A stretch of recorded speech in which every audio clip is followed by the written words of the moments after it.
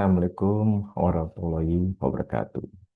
Pada pertemuan pertama Fisika 1 kali ini, kita akan mulai dari suatu yang kelihatannya sangat sederhana, berkaitan dengan besaran, satuan, pengukuran, dan vektor. Empat konsep ini akan menjadi bahasa yang terus kita gunakan hampir di seluruh pembahasan fisika berikutnya. Bagi mahasiswa teknik industri, fisika bukan hanya soal menghitung benda, jatuh, atau gaya. Ketika kita mengukur waktu siklus, diameter komponen, tekanan udara, energi mesin, atau kecepatan konveyor, sebenarnya kita sedang menggunakan bahasa fisika. Jadi, pada pertemuan ini, kita akan membahas dulu bahasanya. Dan untuk melihat betapa pentingnya bahasa itu, kita akan mulai dari sebuah kasus nyata yang bahkan pernah membuat sebuah misi antariksa gagal. Mars Climate Orbiter. Kasus ini cukup terkenal. Mars Climate Orbiter diluncurkan pada tahun 1998.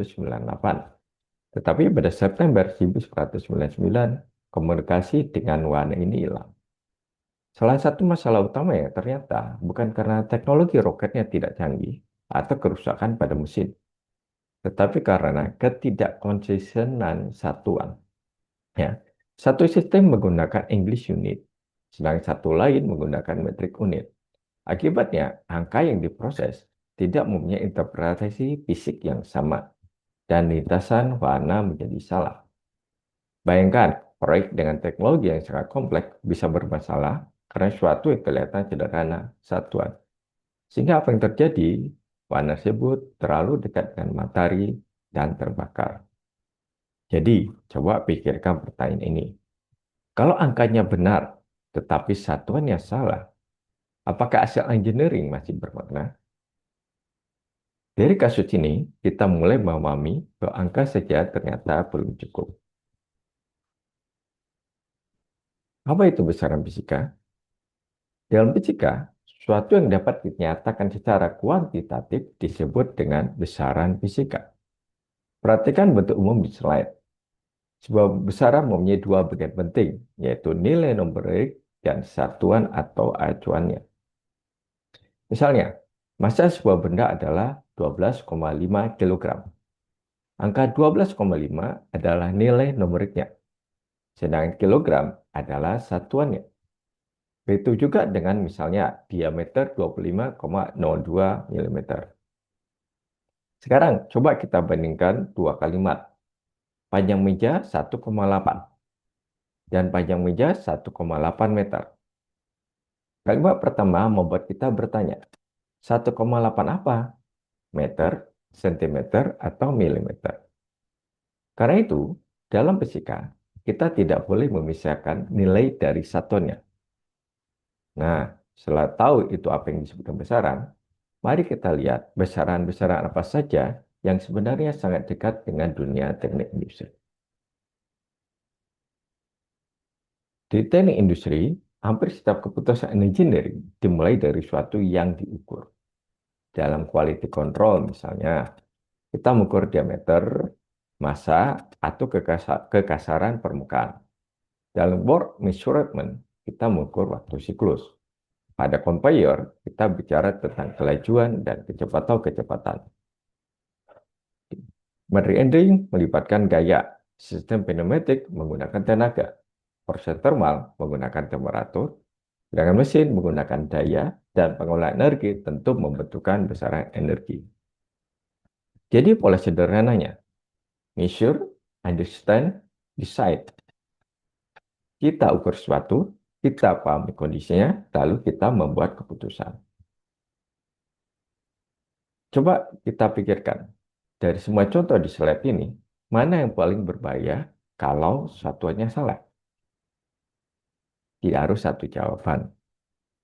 Kesalahan pada tekanan bisa menyangkut keselamatan. Kesalahan waktu bisa mempengaruhi produktivitas. Dan kesalahan dimensi bisa menghasilkan produk yang cacat. Nah, semua itu dimulai dari satu aktivitas, yaitu pengukuran. Jadi, apa itu pengukuran? Kalau besaran adalah sesuatu yang ingin kita ketahui nilainya, maka pengukuran adalah proses untuk memperoleh nilai tersebut secara eksperimental. Berarti ada objek atau fenomena yang kita ukur, ada alat ukur yang kita gunakan, kemudian kita memperoleh suatu besaran. Contohnya, jangka sorong memberikan diameter 25,02 mm. Stopwatch memberikan waktu 37,4 detik. Timbangan memberikan massa 331,6 gram. Dan pressure gauge menggunakan 600 kilopascal. Tetapi ingat, pengukuran bukan hanya melihat angka yang muncul pada layar. Hasil pengukuran harus mempunyai nilai, satuan, dan konteks yang jelas. Dan ada satu hal yang kadang terlupakan. Sebaik apapun alat ukur kita, pengukuran tidak pernah, ingat, pengukuran tidak pernah memberikan kebenaran yang benar-benar sempurna. Misalnya, kita mengukur diameter dan mendapatkan 25,02 mm. Apakah ini berarti diameter sebenarnya tepat 25,020000 sampai tertinggal? Tentu tidak.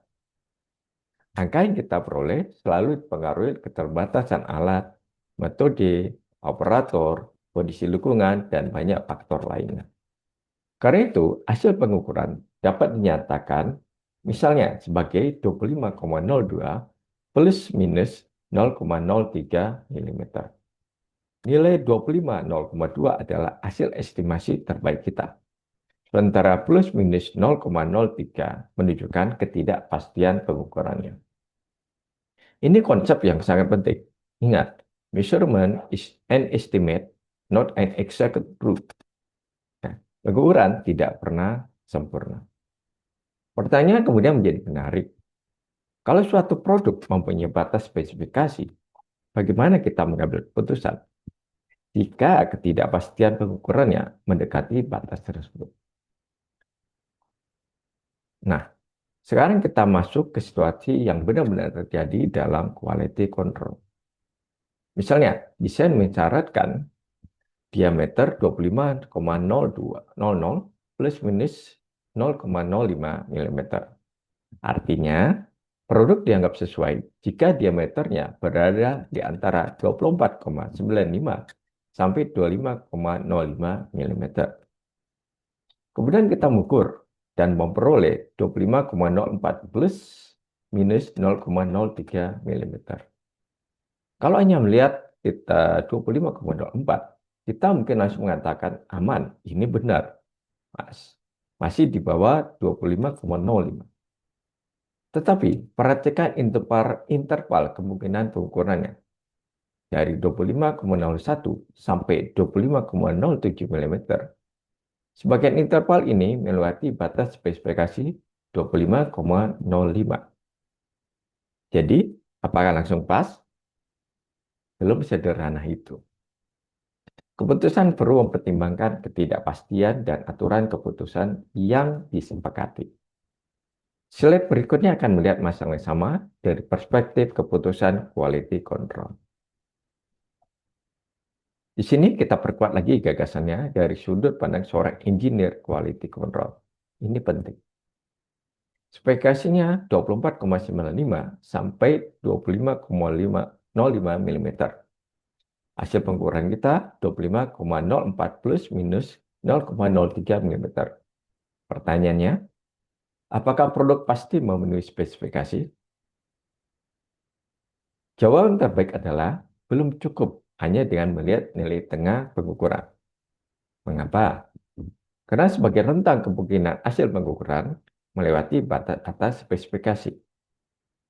Artinya, kualitas keputusan inspeksi bukan hanya bergantung pada kualitas produknya, tetapi juga pada kemampuan sistem pengukurannya. Nah, sekarang muncul pertanyaan berikutnya. Kalau berbagai alat, perusahaan, supplier, dan negara melakukan pengukuran, bagaimana memastikan bahwa semuanya memahami satuan dengan cara yang sama? Nah, disinilah kita membutuhkan namanya standar satuan. Panjang 10 mm, 1 cm, dan 0,01 meter sebenarnya menunjukkan panjang yang sama. Tidak masalah menggunakan satuan berbeda, selama kita mengetahui dengan jelas satuannya dan dapat mengkonversikannya dengan benar. Masalah muncul ketika informasinya tidak lengkap atau sistem yang berbeda menggunakan standar yang berbeda tanpa konversi yang benar. Karena itu, standar satuan memberikan kita tiga hal yang penting. Tiga hal yang penting, yaitu konsistensi, comparability, dan traceability. Data dapat dipahami secara konsisten. Hasil pengukuran dari tempat berbeda dapat dibandingkan, dan hasil tersebut dapat ditelusuri ke standar resmi. Jadi, satuan bukan kesepakatan sembarangan. Bahkan saat ini, definisi satuan standar internasional sudah dibuat jauh lebih fundamental daripada sekedar menggunakan sebuah benda sebagai acuan. Nah, dulu beberapa standar pengukuran bergantung pada artefak fisik. Masalahnya, benda fisik dapat berubah meskipun perubahan itu sangat kecil. Sistem SI modern mengambil pendekatan berbeda. Sejak 20 Mei 2019, satuan ya, SI ditawarkan pada nilai tetap konstanta fundamental alam. Mengapa ini penting? Karena hukum dan konstanta alam tidak bergantung pada apakah kita melakukan pengukuran di Jakarta atau kita melakukan pengukuran di Tokyo ataupun kita melakukan pengukuran di mana-mana laboratorium lain di dunia. Nah, dengan pendekatan ini, standar menjadi lebih stabil, universal, dan mendukung teknologi metrologi modern. Dari sistem inilah kita mendapatkan 7 fondasi utama pengukuran yang kita kenal sebagai 7 besaran pokok SI. Nah, ada 7 besaran pokok dalam sistem internasional. Panjang, massa, waktu, arus listrik, suhu termodinamik, jumlah zat, dan intensitas cahaya. Masing-masing mempunyai satuan sistem internasional. Panjang menggunakan meter, massa kilogram, waktu sekon, arus listrik ampere, suhu termodinamik Kelvin, ya, jumlah zat mol, intensitas cahaya kandela. Yang perlu kita perhatikan adalah kolom dimensi. Ya. Massa, misalnya maunya dimensi M. Sementara kilogram adalah satuannya. Nah, saya ulangi lagi. Massa, misalnya, mempunyai dimensi M. Sementara kilogram adalah satuannya. Jangan mencampur adukan dua hal ini. Kilogram adalah satuan, dan M adalah dimensi massa. Nah, 7 besaran ini akan menjadi fondasi. Dari kombinasinya, kita bisa membentuk hampir semua besaran lain yang kita gunakan dalam engineering. Besaran seperti kecepatan, percepatan, gaya, dan tekanan bukan termasuk besaran pokok. Besaran-besaran ini dibentuk dari kombinasi besaran pokok, sehingga disebut dengan besaran turunan. Kecepatan misalnya, perubahan posisi dibagi dengan perubahan waktu. Karena itu dimensinya adalah panjang per waktu, atau LT pangkat minus 1. Percepatan adalah perubahan kecepatan terhadap waktu, sehingga dimensinya adalah LT pangkat minus 2. Kemudian gaya mengikuti F sama dengan M kali A. Sehingga dimensinya menjadi M kali L kali T minus 2. Atau pangkat minus 2. Yang saya ingin tekankan di sini adalah jangan hanya menghafal satuan. Kalau kita memahami definisi fisiknya, satuan dan definisinya bisa kita turunkan sendiri. Dan kemampuan ini sangat berguna dalam berbagai persoalan teknik industri.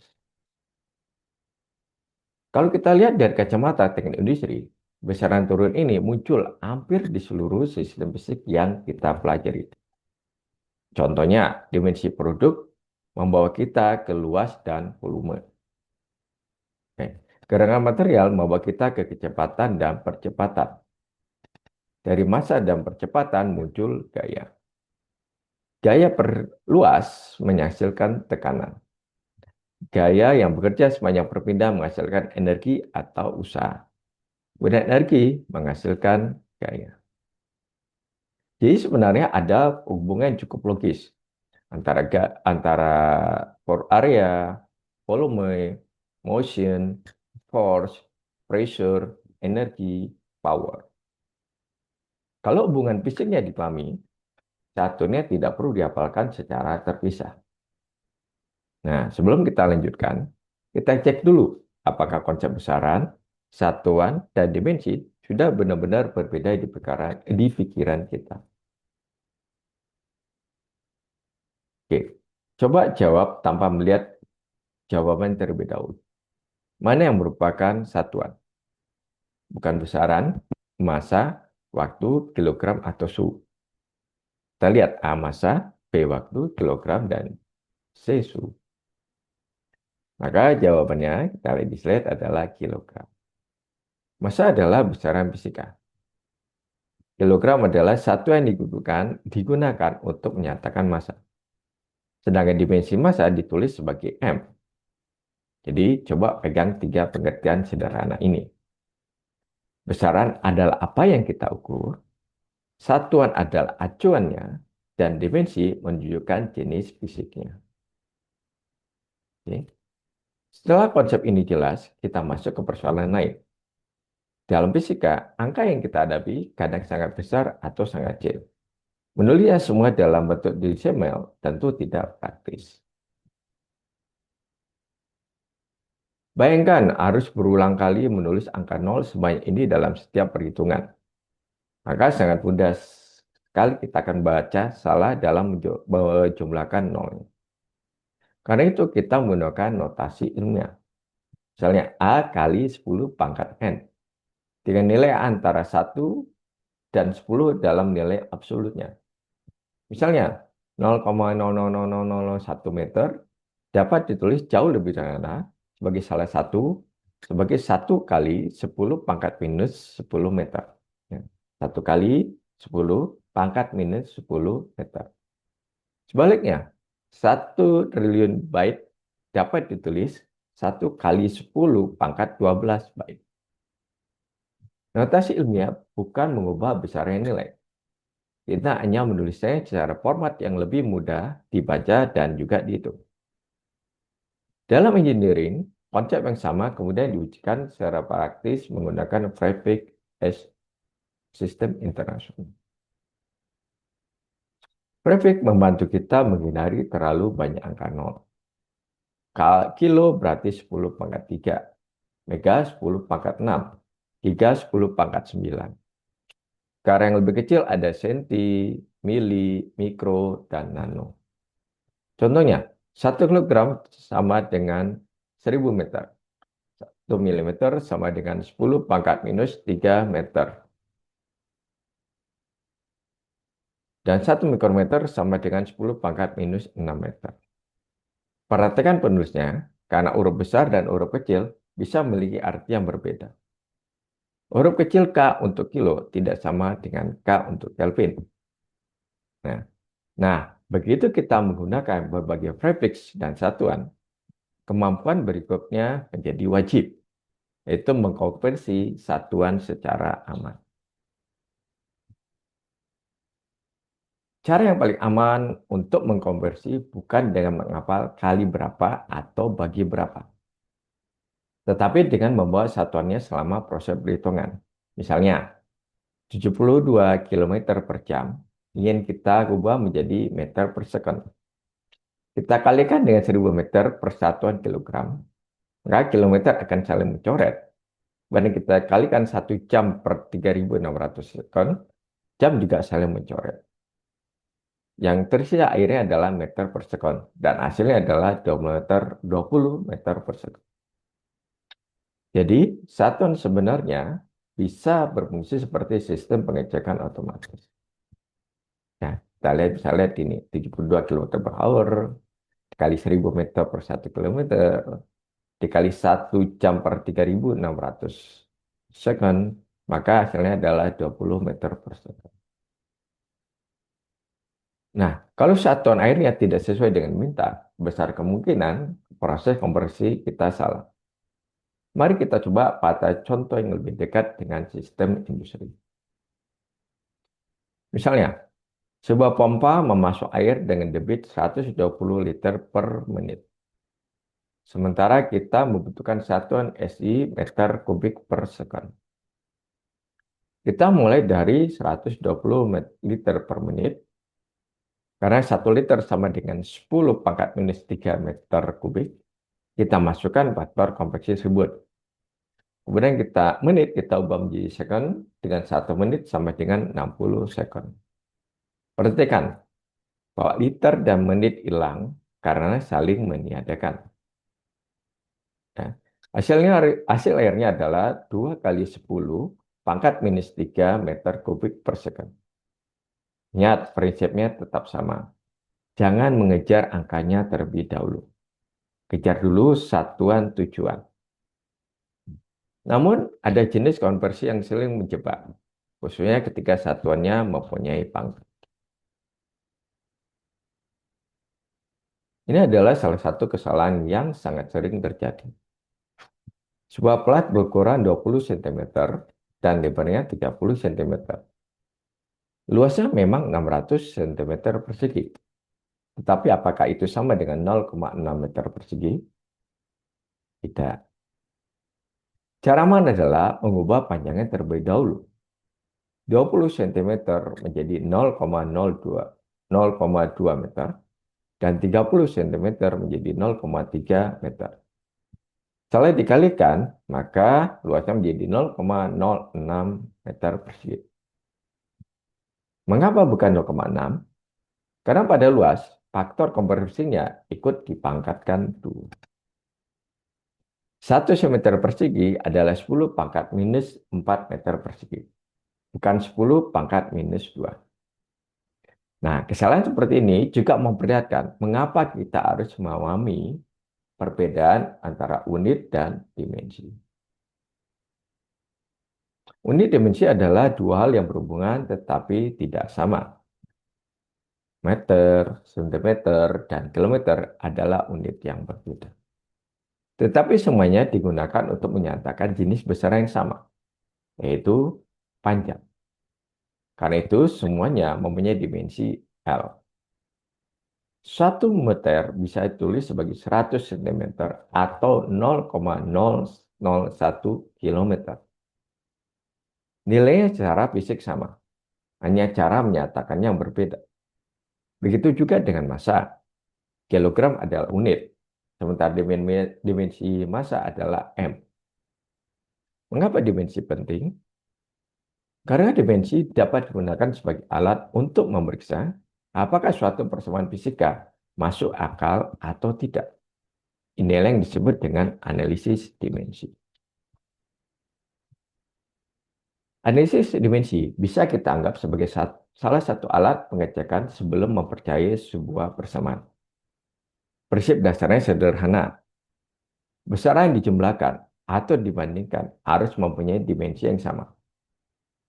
Misalnya persamaan V sama dengan V0 ditambah A kali T. Kecepatan mempunyai dimensi LT pangkat minus 1. Sementara A kali T adalah LT pangkat minus 2 dikalikan T. Sehingga hasilnya juga LT pangkat minus 1. Jadi persamaan ini konsisten secara dimensi. Tetapi hati-hati. Konsisten secara dimensi belum juga berarti rumus tersebut pasti benar. Analisis dimensi hanya dapat dengan pasti menemukan beberapa jenis kesalahan.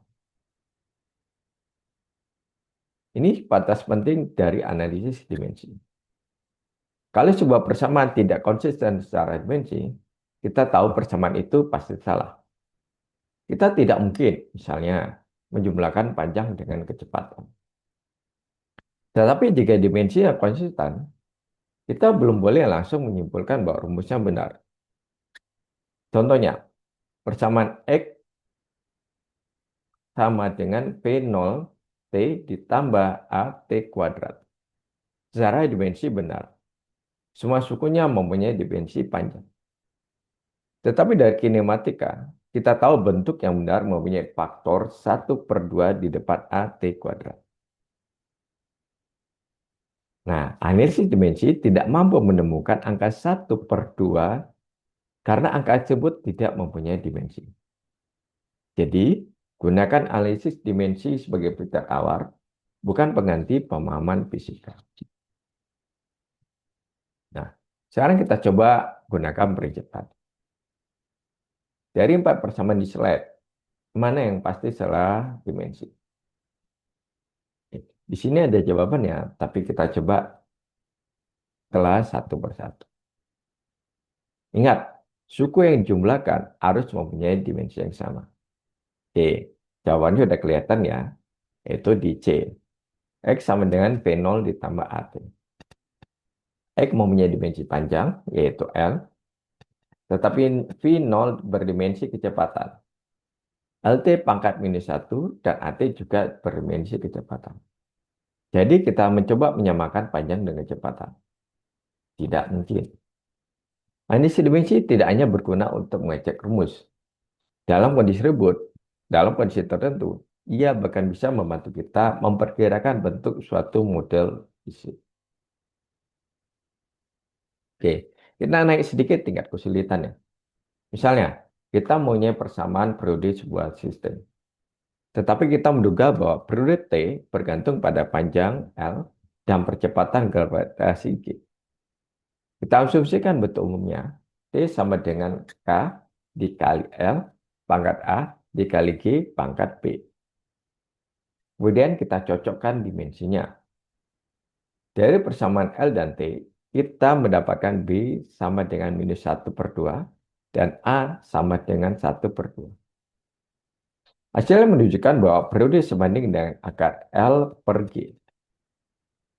Menariknya, hanya dari dimensi kita sudah bisa mengetahui bentuk ketergantungannya. Tetapi kita belum mendapatkan nilai konstanta K. Oke. Nah, setelah selesai membahas bahasa besaran dimensi, sekarang kita akan masuk ke konsep lain yang sangat penting. Ternyata tidak semua besaran cukup dijelaskan dengan nilai dan satuan saja. Ada besaran cukup dijelaskan dengan besar atau magnitude saja. Besaran ini disebut dengan skala.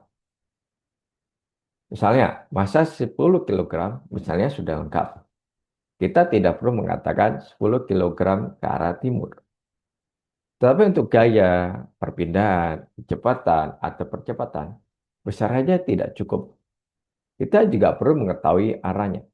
Maka ini disebut dengan besaran vektor.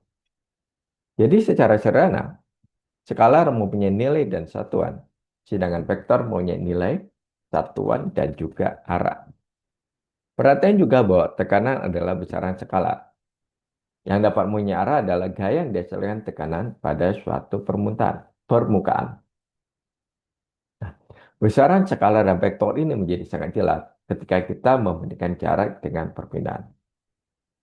Misalnya, seorang operator berjalan 5 meter ke timur, lalu 5 meter kembali ke barat sampai titik awal. Berapa jarak yang ditempuh? Jelas, 10 meter. Karena kita menghitung seluruh lintasannya. Tapi kalau kita tanya, berapakah perpindahannya? 0 meter. Mengapa? Karena perpindahan tidak peduli seberapa panjang jalan yang dilalui. Perpindahan hanya melihat perubahan posisi dari titik awal ke titik akhir. Ya. Seorang operator berjalan 5 meter ke timur, lalu 5 meter kembali ke barat sampai titik awal, maka dia tidak mengalami perpindahan. Nah, ini contoh yang bagus bahwa kita harus memahami makna besaran, bukan hanya memasukkan angka ke rumus. Untuk bekerja dengan vektor secara matematis, kita juga membutuhkan cara penulisan yang konsisten. Vektor bisa ditulis dengan tanda panah di atas lambangnya atau menggunakan huruf tebal. Misalnya, vektor A dapat kita tulis dengan tanda panah. Yang besar atau magnitudenya ditulis sebagai A atau nilai absolut dari vektor A. Perbedaan ini penting. Vektor membawa informasi besar dan arah, dan magnitudo hanya menyatakan besarannya. Contohnya misalnya, besar gaya dapat kita tulis 20 Newton. Tetapi kalau bicara tentang vektor gaya secara lengkap, kita juga perlu menyatakan arahnya. Dalam materi ini, yang terpenting bukan hanya memilih notasi yang paling bagus, tetapi menggunakan satu notasi dengan konsisten. Nah, sekarang untuk pertanyaan, apakah sebuah vektor berubah kalau kita mengganti sistem koordinat yang kita gunakan? Bayangkan sebuah gaya, misalnya bekerja pada lengan robot. Kemudian kita menggambar sumbu X dan Y. Setelah itu kita putar sumbu koordinatnya 30 derajat. Apakah gaya fisik bekerja pada robot tiba-tiba berubah? Tentu tidak. Vektornya tetap sama. Yang berubah hanyalah nilai komponennya terhadap sumbu yang kita pilih. Jadi satu vektor fisik dapat direpresentasikan menggunakan komponen yang berbeda dalam sistem koordinat yang sama. Dalam sistem koordinat yang berbeda. Ini konsep yang penting dalam engineering. Karena kita bebas memilih koordinat yang membuat analisis lebih mudah. Dan untuk melakukan analisis tersebut, biasanya sebuah vektor kita pecah menjadi komponen-komponennya. Satu vektor dapat kita uraikan menjadi dua komponen yang saling tegak lurus. Biasanya komponen X dan komponen Y. Jika vektor F misalnya membentuk sudut theta dari sumbu X positif, maka komponen X-nya adalah F cos theta. Dan komponennya adalah F sin theta. Secara fisik tidak ada gaya baru yang muncul.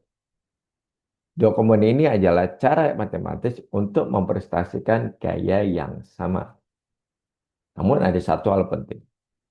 Jangan menentukan tanda positif atau negatif hanya dari sinus dan kosinus. Lihat arah komponennya terhadap sumbu.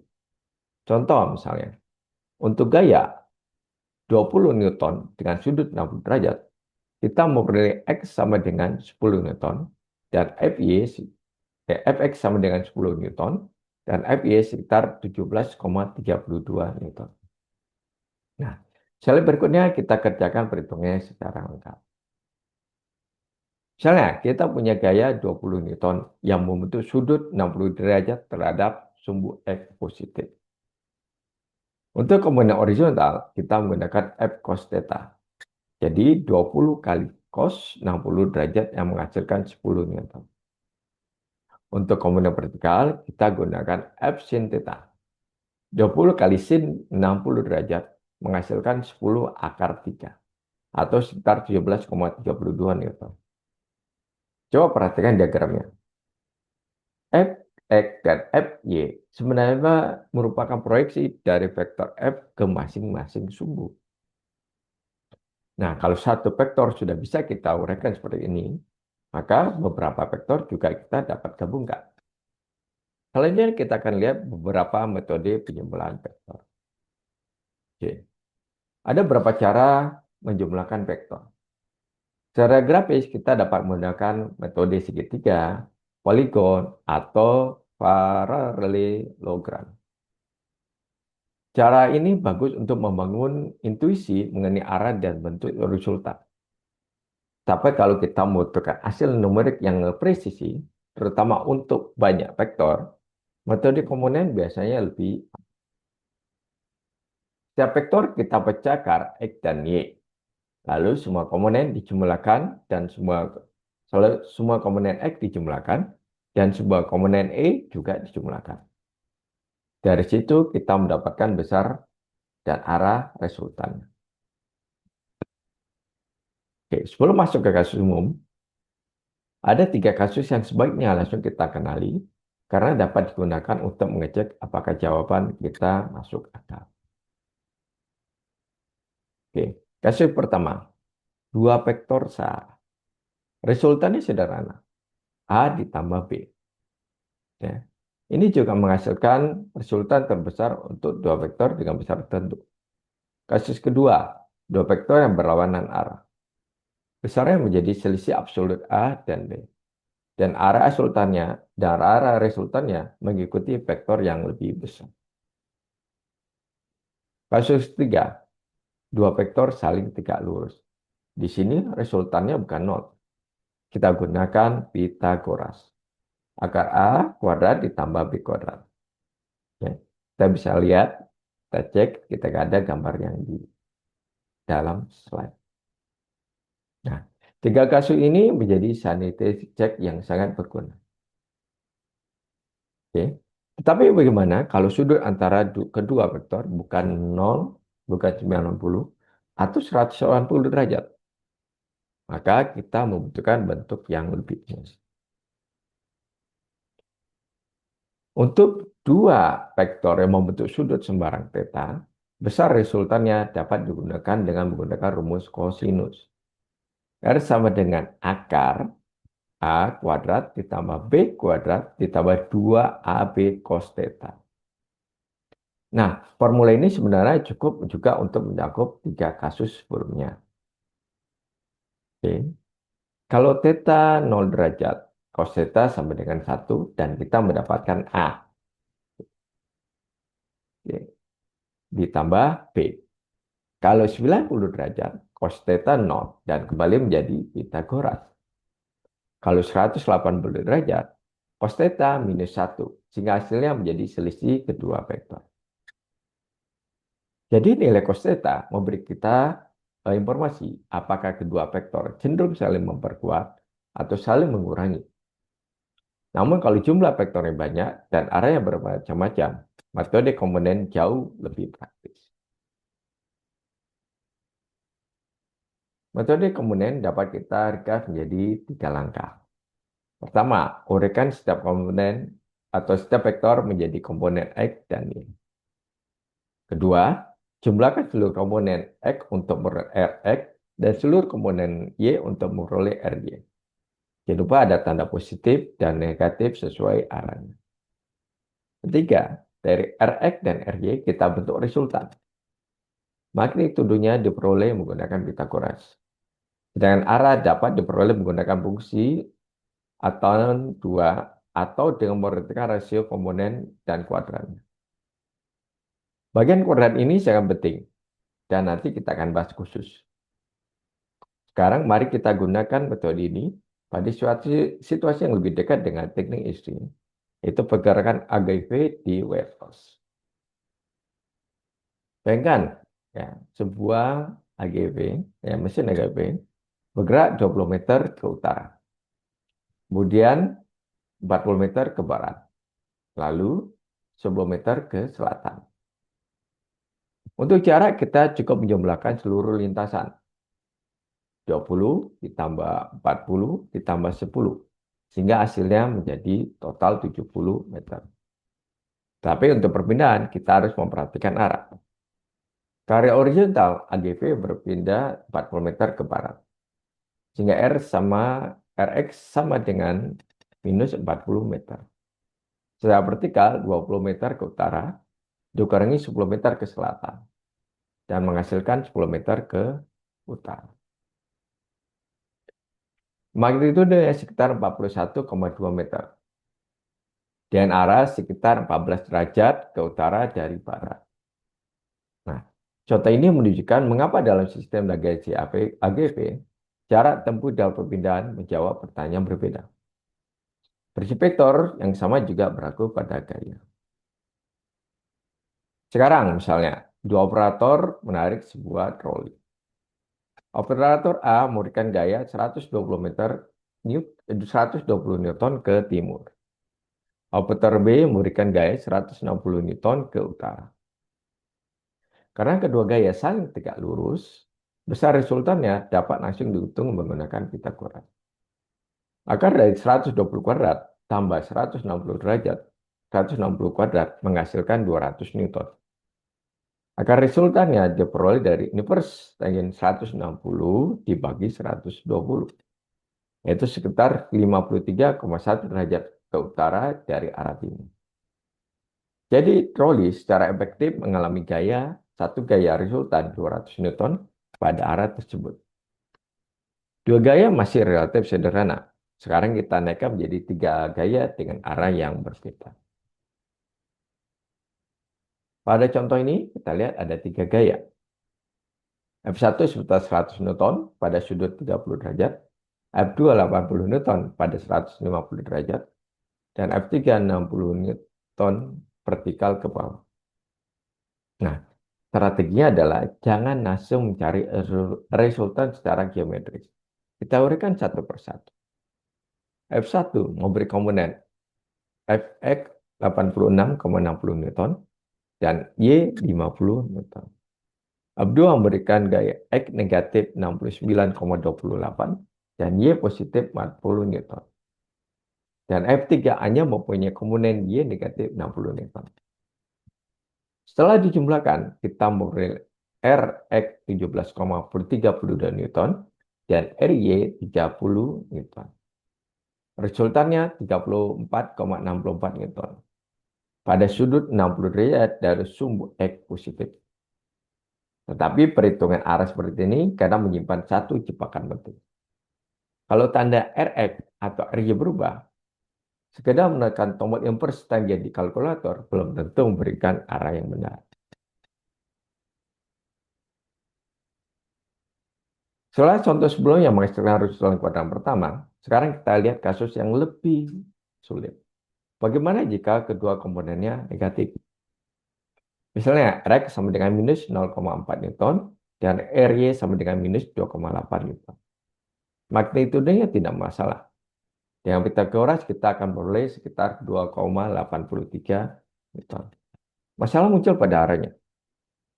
Kalau kita langsung menghitung inverse tangent dari minus 2,8 dibagi minus 0,4, maka kalkulator akan memberikan sekitar 81,87 derajat. Tapi lihat tanda komponennya. Rx negatif dan Ry juga negatif. Artinya vektornya berada di kuadran ketiga. Bukan kuadran 1, bukan kuadran 2, ataupun kuadran 4. Karena itu, arah dari sumbu X positif adalah sekitar 261,9 derajat. Nah, maka pesan akhirnya sederhana. Reverse angle bukan selalu arah vektor yang sebenarnya. Selalu periksa tangga Rx dan Ry serta kuadrannya. Dan konsep ini akan sekaligus menutup pertemuan pertama. Hari ini kita sudah mempunyai bahasa dasar fisika. Sebuah sel engineering harus mempunyai besaran yang jelas, satuan yang konsisten, pengukuran yang kita pahami keterbatasnya, serta arah ketika kita berhadapan dengan besaran vektor. Konsep-konsep inilah yang nanti terus kita gunakan saat masuk ke pembahasan gerak, gaya, energi, dan berbagai sistem fisik lain.